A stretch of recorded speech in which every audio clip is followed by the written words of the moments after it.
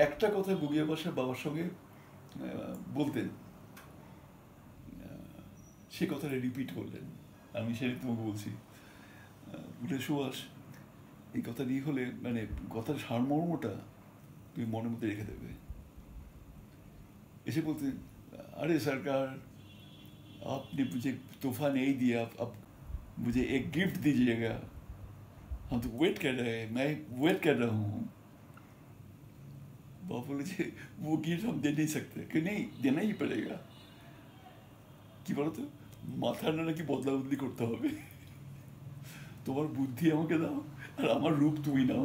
Just এটা আমি শুনেছিলাম। হ্যাঁ, কি সুন্দর কথাগুলো, দারুণ। এরা হচ্ছে ম্যাজিককে ক্লাসিক করে রাখার মালিক।